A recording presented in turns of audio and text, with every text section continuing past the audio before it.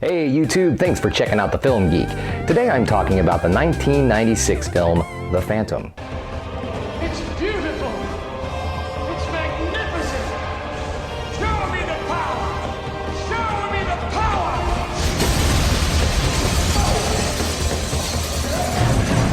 Yes. Amazing. Amazing.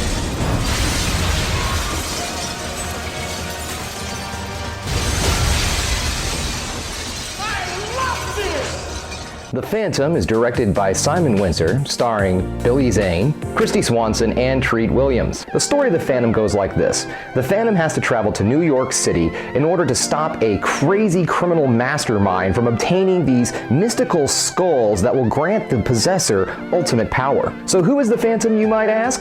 Well, some of you might know him as a comic strip character who's been around since the 1930s. The comic strip was actually first publicized in 1936 and was created by Lee Falk. Falk actually worked on the comic strip up until his death in 1999. The Phantom is also one of those superheroes that doesn't possess any kind of superpowers. Now, he does have a few mystical items that give him some abilities, plus he has the ability to speak with his ancestors. The Phantom was filmed on a budget of $45 million, and it only grossed in about $17.3 million, making it yet again another bona fide flop. However, at the time, critics didn't have a lot of bad things to say about the movie. Now, it is sitting on Rotten Tomato at a 43%, but at the time when this movie came out in 1996, there was a lot of positive buzz about it. Now, whether it was poor marketing or what led to the low grossing of this film, I don't know.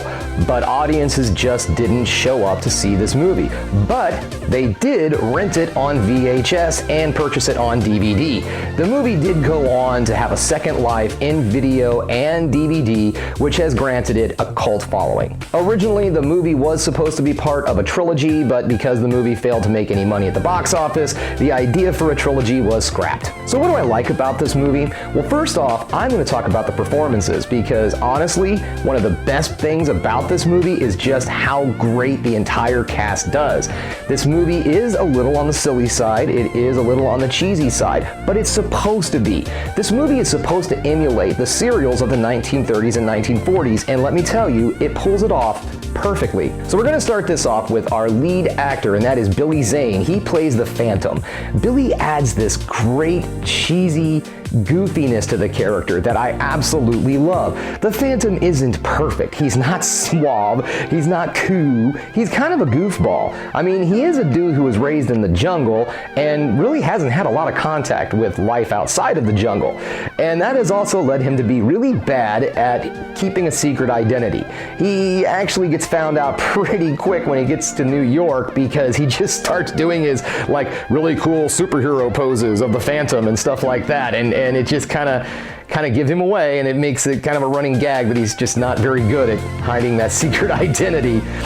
Billy does a fantastic job. He just has this vibe of a B-movie star of that time period.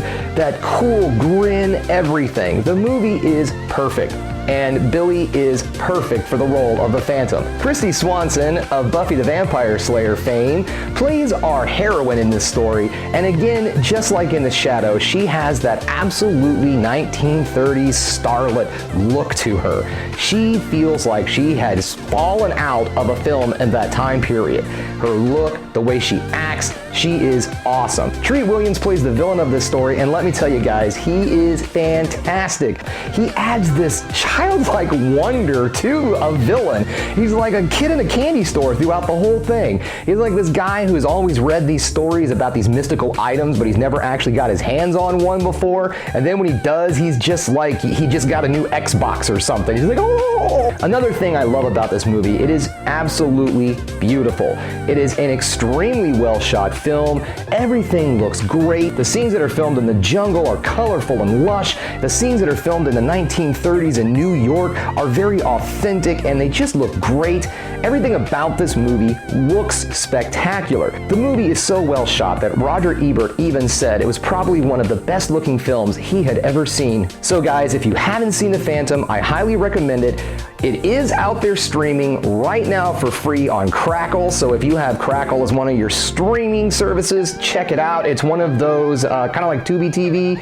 It's a streaming service that has commercials and all. It's owned by Sony, so I don't know if everybody can get it, but I do know that if you have a PlayStation, you can stream this on your PlayStation for free with commercials. I do believe Crackle is on Roku, but I don't know for certain. I've just always watched it on my PlayStation. Okay guys, that brings us to the end of another Film Geek video. Thanks again for checking me out. If you like what you saw here today, please hit the subscribe button. Don't forget to like the video, hit that bell for notifications, and as I always say folks, keep watching movies.